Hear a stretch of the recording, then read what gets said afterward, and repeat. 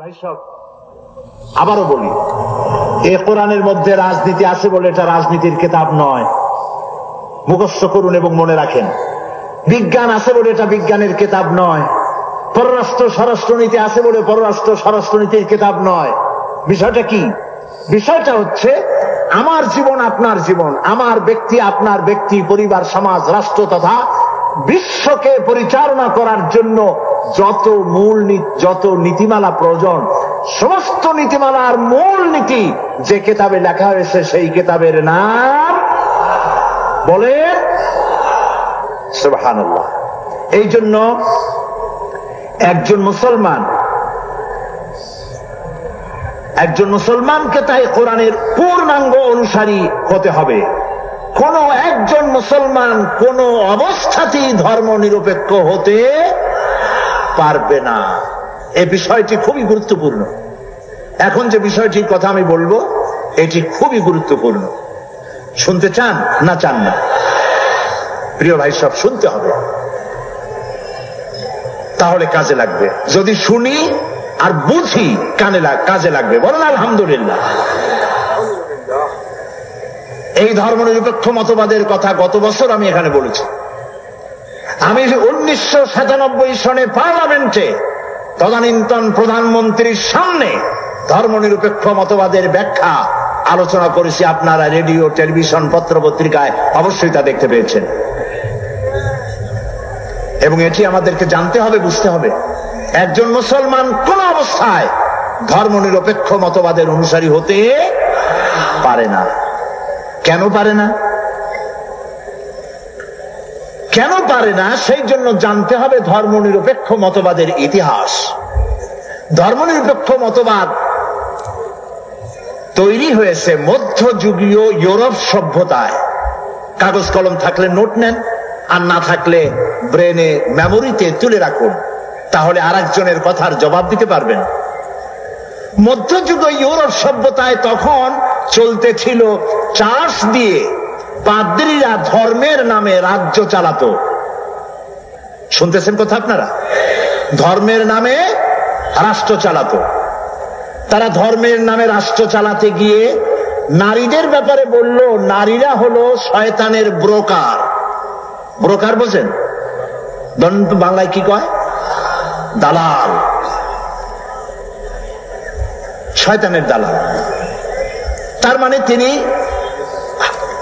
বেহেশতের ভিতরে হযরতে হাওয়া, তাদের ধারণায় নাউজুবিল্লাহ, তিনি হযরত আদম আলাইহিস সালামের কাছে শয়তানের পক্ষ থেকে দালালি করে নিষিদ্ধ ফল, নিষিদ্ধ বৃক্ষের কাছে নিতে এবং নিষিদ্ধ ফল ভক্ষণ করতে বাধ্য করেছিল।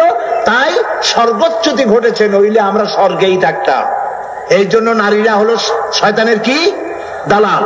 নারীদেরকে শুধু ভোগ করো, তাদেরকে কোন ক্রমে জমি জমার উত্তরাধিকার দিও না। তারা ভোগের সামগ্রী, তারা ভোট দিতে পারবে না, জমি জমা বেচা কিনা করতে পারবে না। নারীদেরকে তারা ভোগের সামগ্রী বানিয়েছিল। ইতিহাস মনে রাখুন। নারীরা ছিল নির্যাতিতা, অধিকার বঞ্চিতা। সেই সময় চাষ দিয়ে যারা স্টেট চালাতো, তারা শিক্ষিত লোকের উপরে, বিজ্ঞানীদের উপরে অত্যাচার করত। শিক্ষিত লোক যাতে মাথা চালা দিয়ে উঠতে না পারে সেজন্য শিক্ষার প্রতি মানুষকে নিরুৎসাহিত করত। গ্যালিলিওর মতো একজন বিশ্ববিখ্যাত বিজ্ঞানীকে একটি সত্য প্রকাশ করার কারণে তাকে বিষ পান করাইয়া হত্যা করেছিল। সেই সময় শুরু হয়ে গেল বিজ্ঞান মনস্ক মানুষ আর চার্চের পাদ্রী, দুই দলের মধ্যে সংঘর্ষ শুরু হলো। এই দেশে আমরা ধর্ম দিয়ে রাষ্ট্র চালাতে দেব না, ধর্ম নিরপেক্ষ রাষ্ট্র হতে হবে। ধর্ম আর রাজনীতি একসাথে চলতে পারে না। এইটা শুরু হলো। কোথায় শুরু হলো কন্ত? মধ্যযুগীয় ইউরোপে। এবং এরপরে এই সংঘর্ষে চার্চ হেরে গেল, পাদ্রীরা হেরে গেল, জিতে গেল বিজ্ঞান মনস্ক লোকেরা। সেদিন থেকে ধর্ম নিরপেক্ষ, ধর্ম আর রাজনীতি আলাদা শুরু হয়ে গেল। আমার প্রশ্ন এবার আপনাদের কাছে, যে কারণে মধ্যযুগীয় ইউরোপে ধর্মনিরপেক্ষ মতবাদের সৃষ্টি হয়েছিল, ইসলামে তেমন কোনো কারণ ঘটেছে কি? জবাব দেন সবাই। তারা নারীর উপর অত্যাচার করেছিল বলেই চার্চ থেকে রাজনীতি আলাদা করতে হয়েছিল। ইসলাম কি নারীকে নির্যাতন করেছে, না নারীর অধিকার প্রতিষ্ঠিত করেছে? নারীর যখন কোনো অধিকার ছিল না, নারীর যখন কোনো সম্মান ছিল না, নারীকে অধপতনের অতল তলদেশ থেকে সম্মানের হাত ধরে রানীর মর্যাদায় সম্রাজ্ঞীর আসনে সমাসীন করেছে ইসলাম। নারীকে মাতৃত্বের মর্যাদা দিয়েছে। তোমরা কারে কি শিখাও? ওয়েস্টার্ন সিভিলাইজেশন বলে কি শিখাতে চাও? আমরা লেখাপড়া করি নাই?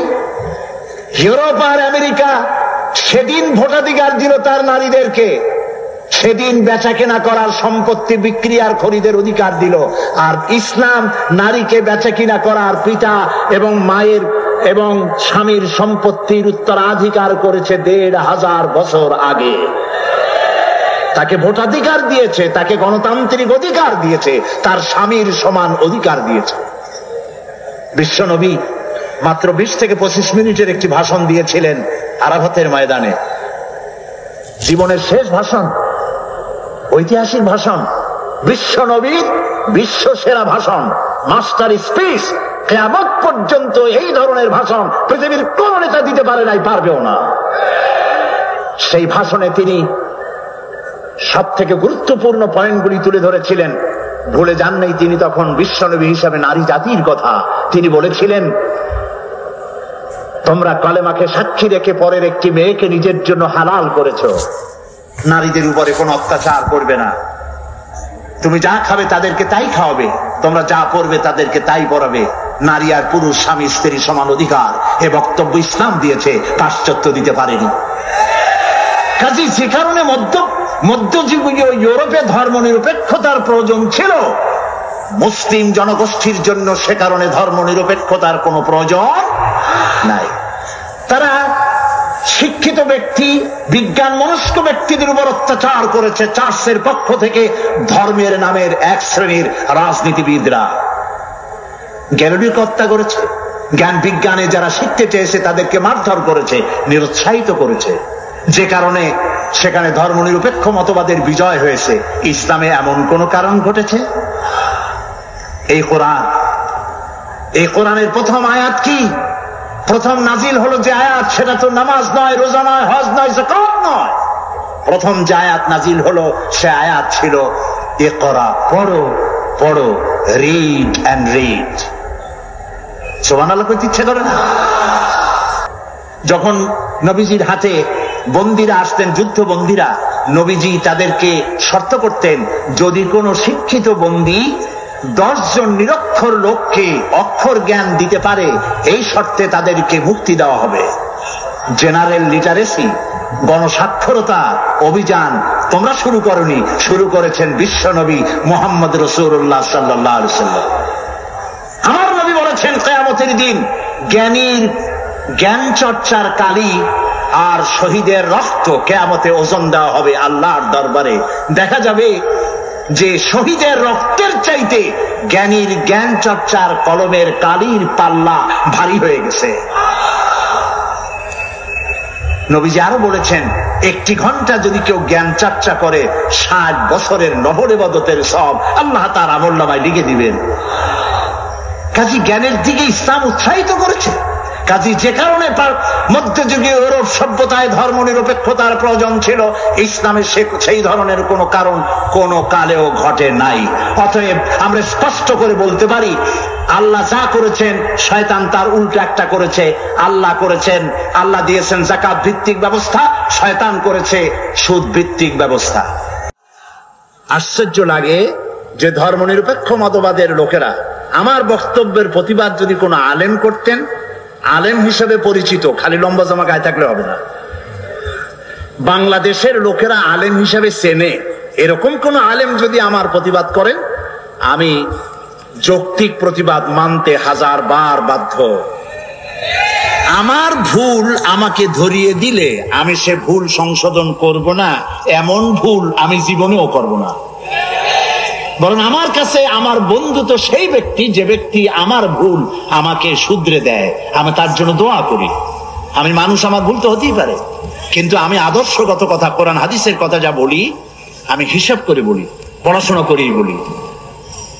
প্রিয় ভাই সব, ধর্মনিরপেক্ষবাদীরা মানুষকে বোকা বানায় ধোঁকা দিয়ে। তারা বলতে চায় ধর্মনিরপেক্ষতার অর্থ ধর্মহীনতা নয়। আমি ধর্মনিরপেক্ষতার ইংরেজিকে বলুন তো সেকুলারিজম। এখন চলুন, ইংরেজি ভাষায় বিশ্ববিখ্যাত ডিকশনারির নাম হলো random house dictionary of English language. এটা হলো পৃথিবীর সর্বশ্রেষ্ঠ ইংলিশ ডিকশনারি। আমরা দেখি সেকুলারিজমের অর্থ তারা কি করেছে। এই বইতে সেকুলারিজমের তারা 3টি সংজ্ঞা দিয়েছে। Number 1, not regarded as religious or spiritually sacred। এর অর্থ হলো যা ধর্মীয় বা আধ্যাত্মিক ভাবে পবিত্র বলে বিবেচিত নয়। এটা হলো সেকুলারিজমের অর্থ। Number 2, not pertaining to or connected with any religion। এর অর্থ হচ্ছে যা কোনো ধর্মের সাথে সম্পর্কিত নয়। সেকুলারিজমের 3য় সংজ্ঞা, number 3, not belonging to a religious order। যা কোনো ধর্ম বিশ্বাসের সাথে সম্পর্কিত নয় তাকেই সেকুলারিজম বলা হয়।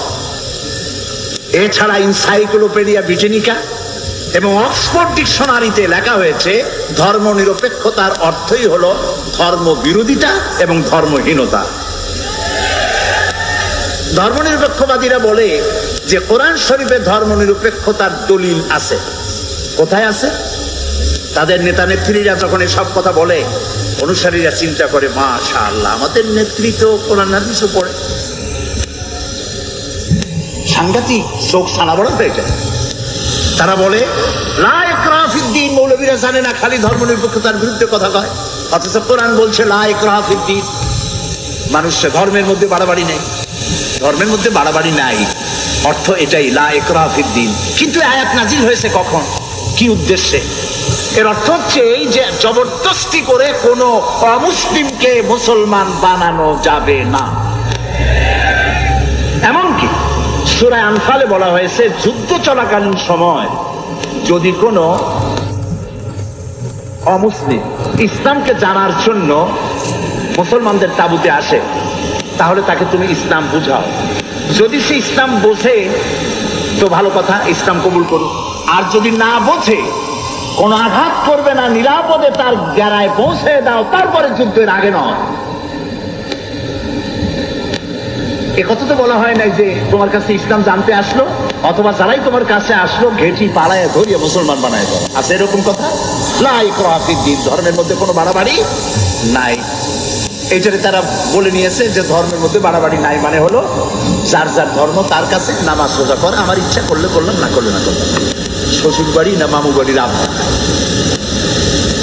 আরেকটি তারা দলিল বলেন, সেটা হচ্ছে কন্ত, সেটা কি? ও মাশাআল্লাহ, আপনাদের তো তাও মুখস্থ। ওদের সব থেকে মজবুত দলিল লাকুম দীনুকুম ওয়ালিয়া। এটা হলো ধর্মনিরপেক্ষতার আয়াত। নাউযু বিল্লাহ, আল্লাহর কালাম বোঝেন না, এটা স্বীকার করেন। আল্লাহর কালাম পড়েন না, এটা স্বীকার করেন।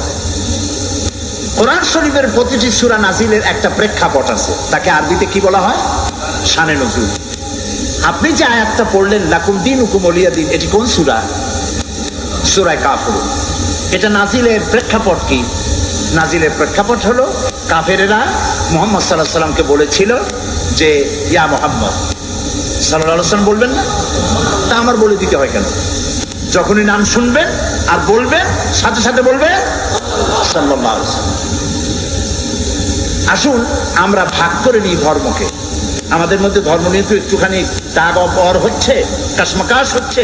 আসুন আমরা এক কাজ করি। কি কাজ?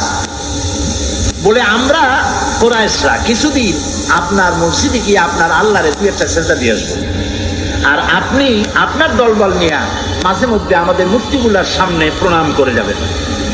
এভাবে আমরা ধর্ম ভাগাভাগি করে নেব। এটি হচ্ছে প্রেক্ষাপট।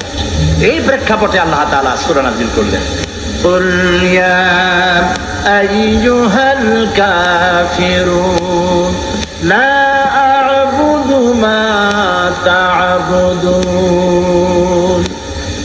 বলুন, হে কাফেরেরা, তোমরা যার ইবাদত করো আমরা তার ইবাদত করি না, আবার আমরা যার ইবাদত করি তোমরা তার ইবাদত করো না। অতএব শেষ দিকে গিয়ে আল্লাহ তাআলা কনক্লুশন, শেষ কথা গিয়ে বললেন, লাকুম দীনুকুম ওয়ালিয়া দীন।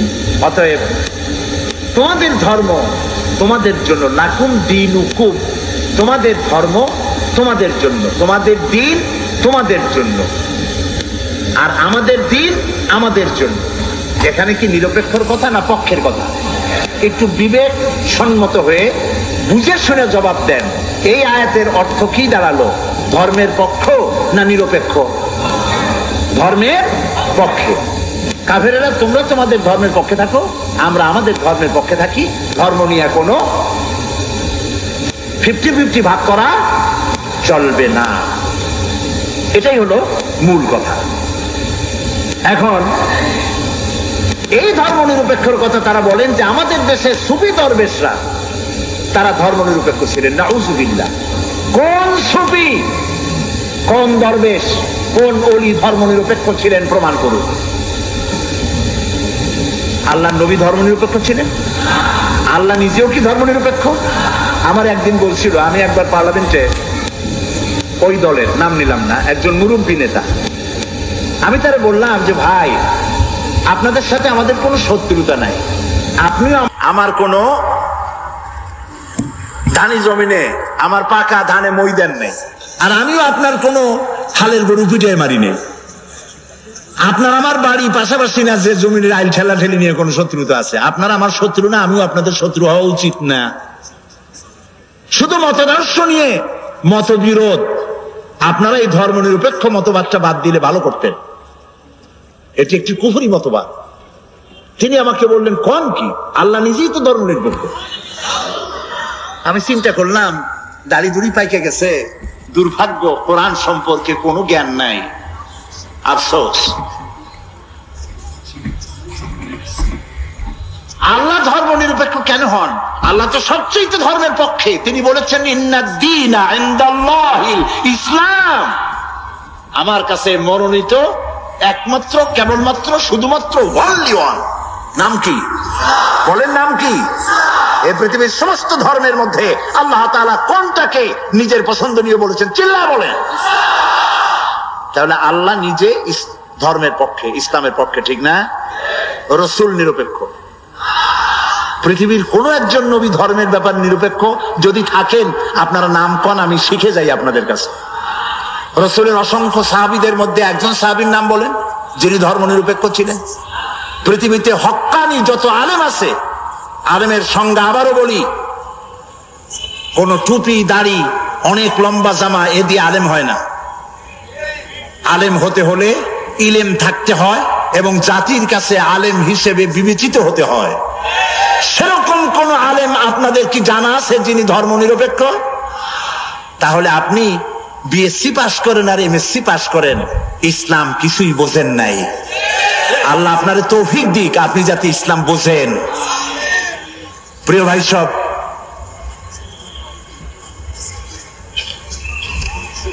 ধর্মনিরপেক্ষবাদী, ধর্মনিরপেক্ষ জিনিসটা কি? জিনিসটা হচ্ছে তারা ব্যক্তি জীবনে কোরআন হাদিস মানতে চায়। একটু লক্ষ্য করুন, এটা আমি শেষ করে আনতেছি। ব্যক্তি জীবনে হজ করবে, ব্যক্তি জীবনে নামাজ পড়বে, রোজা করবে, আল্লাহর কথা মানবে। কিন্তু আল্লাহ দোকানে যে আইন করেছেন, ওজনে কম দেওয়া যাবে না, খাদ্যে ভেজাল দেওয়া যাবে না, এটা মানবে না। আল্লাহ যে রাজনীতি করার ব্যাপারে কোরআন এবং হাদিসের আইন মানতে বলেছে, এটা তারা মানবে না। পার্লামেন্টে আল্লাহর আইন মানবে না, নির্বাচনে আল্লাহর আইন মানবে না, ক্যান্টনমেন্টে আল্লাহর আইন মানবে না, অফিস আদালতে আল্লাহর আইন মানবে না। তাই তারা সুযোগ পাইলে ফতোয়া বন্ধ করে দেয়। বোঝেন না কথা? কথা বুঝে আসছে? তাহলে আর কিছু বলা লাগবে? এইটার নাম হলো ধর্মনিরপেক্ষ মতবাদ। জীবনের আপনি, আচ্ছা, আরেকটা কথা চিন্তা করেন, আল্লাহর দরকার, আল্লাহ দরকার নাই বিশ্ববিদ্যালয়, কলেজে, ইউনিভার্সিটিতে আল্লাহর দরকার নাই, পার্লামেন্টে আল্লাহর দরকার নাই, সেক্রেটারিয়েটে আল্লাহর দরকার নাই, শিল্প কলকারখানায় আল্লাহর দরকার নাই, বঙ্গভবনে আল্লাহর দরকার নাই, কলকারখানায়, খেতে খামারে আল্লাহর দরকার নাই, ব্যবসা বাণিজ্যে আল্লাহর দরকার নাই, নির্বাচনে আল্লাহর দরকার নাই। অতএব এই আল্লাহকে দিয়ে আমরা করবোটা কি? ওদের চিন্তা হচ্ছে, হে আল্লাহ, হে রসুল, তোমরা দুজনা মসজিদ, মাদ্রাসায়, খানকায় থাকো, আর আমাদের জীবনের বিস্তীর্ণ অঙ্গনে চিরস্থায়ী 144 তোমাদের জন্য, এর মধ্যে ঢুকতে পারবে না। নাউযুবিল্লাহ, নাউযুবিল্লাহ। এবার আল্লাহ কি বলছেন? এই ধরনের চিন্তা যাদের, এই ধরনের চিন্তা যাদের, যে নামাজ রোজা আল্লাহর কথা মতো, ধর্ম আর রাজনীতি আলাদা, এই চিন্তা যারা করে তাদের সম্পর্কে আল্লাহ কি বলেন দেখুন। আফাতুমিনুনা বিবাদিল কিতাবি ওয়া তাকফুরুনা বিবাদ ফামা জাযাউ মান ইয়াফআলু মিনকুম ইল্লা খিজয়ুন ফিল হায়াতিদ দুনিয়া ওয়া ইয়াওমাল কিয়ামাতি ইউরাদ্দুনা ইলা আশাদ্দিল আযাব। আফাতুমিনুনা বিবাদিল কিতাব ওয়া তাকফুরুনা বিবাদ, তোমরা কোরআনের কিছু কথাকে স্বীকার করবে আর কিছুকে করবে অস্বীকার। যদি এটা হয় তাহলে দুনিয়ার জীবন হবে লাঞ্ছনার জীবন তোমাদের, আর কিয়ামতের দিন চূড়ান্ত কঠিন শাস্তি তোমাদের জন্য অপেক্ষা করছে। আল্লাহ তাআলা বলছেন, ইয়া আইয়ুহাল্লাযীনা আমানু আতিউল্লাহ ওয়া আতিউর রাসূল, হে বিশ্বাসীরা, তোমরা যারা ঈমান এনেছো, শোনো, আল্লাহ এবং রাসূলের আনুগত্য করো। কে বলতেছেন কোন তো? কি করতে বলতেছেন? আল্লাহ এবং রাসূলের কোন ক্ষেত্রে? জবাব দেন, কোন ক্ষেত্রে আনুগত্য করতে বলছেন? যদি সকল ক্ষেত্রেই হয় তাহলে ধর্মনিরপেক্ষ মতবাদীরা কি জবাব দিবে? প্রিয় ভাই সব, সুতরাং মুসলমান হয়ে যে ব্যক্তি ধর্মনিরপেক্ষ মতবাদের অনুসারী হয়, সে তার নিজের সাথে, নিজের ঈমানের সাথে প্রতারণা করে। এ ব্যক্তি মুসলমান হতে পারে না, অবশ্যই মুনাফিক। আল্লাহ তাআলা এই মুনাফিকি থেকে ধর্মনিরপেক্ষ মতবাদী লোকদেরকে ইসলামের দিকে পূর্ণাঙ্গভাবে শামিল হওয়ার তৌফিক দান করুন, আমরা বলি আমিন। এই জন্য খাঁটি মুসলমান হওয়ার জন্য এখন আমি সামান্য একটু ফর্মুলা দিয়েই মোনাজাত করে দেব। সেজন্য দাঁড়ানো ভাইয়েরা বসেন। এবার যারা দাঁড়ানো, আমি তো প্রায় আজকে 2 ঘন্টার মতো কথা বলেছি, আলহামদুলিল্লাহ। তো এত লম্বা কথা বলার মধ্যে একবারও কিন্তু বলি নাই বসেন। এইবার আদর করে, যত্ন করে, সম্মান জানিয়ে বলছি, মেহেরবানি করে বসুন। আর আমি জানি চিটাগাঙ্গের মানুষেরা দারুণ ভদ্র, এক কথা 2 বার বলা লাগে না। আলহামদুলিল্লাহ। একটু জিকির করেন, লা ইলাহা ইল্লাল্লাহ, লা ইলাহা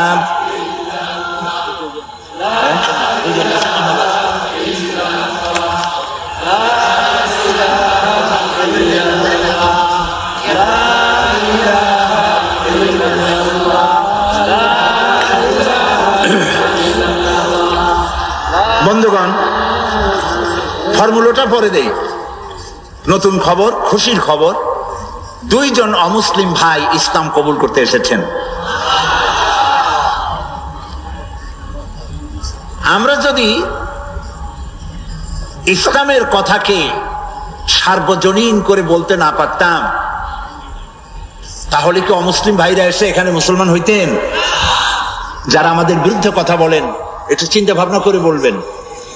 এ পর্যন্ত এই পৃথিবীতে মুসলমানেরা যে দেশে সংখ্যা গরিষ্ঠ, সেখানকার ধর্মীয় সংখ্যালঘুরা থাকে সব থেকে বেশি নিরাপদ। যেহেতু আমরা এই দেশে সংখ্যাগরিষ্ঠ মুসলমান, তাই অমুসলিমরা এখানে সব থেকে বেশি নিরাপদ, আলহামদুলিল্লাহ বলে। এই মঞ্চে শত শত, বিগত 24 বছরে শত শত হিন্দু, খ্রিস্টান, বৌদ্ধ কালেমা পড়ে মুসলমান হয়েছেন। জোরে বলেন আলহামদুলিল্লাহ। আজকে 2 ভাই এসেছেন, একজনের নাম কাজল দাস, পিতা বাবুল দাস, মাতার নাম ভাতিজা দাস। ধর্ম হিন্দু, জাতীয়তা বাংলাদেশি, গ্রাম ডোলাপাড়া, থানা টেকনাফ, কক্সবাজার। বর্তমান নাম পছন্দ করেছে মোহাম্মদ রফিকুল ইসলাম। আরেক ভাই নাম দীপু মল্লিক, পিতা দোলন মল্লিক, মাতার নাম রিপা মল্লিক, ধর্ম হিন্দু, জাতীয়তা বাংলাদেশি। চন্দ্রঘোনা লিচুবাগান রাঙ্গুনিয়া চট্টগ্রাম। বর্তমান নাম পছন্দ করেছে মোহাম্মদ আলী। দাঁড়াও, এফিডেভিট হয়ে গেছে? তাহের সাহেব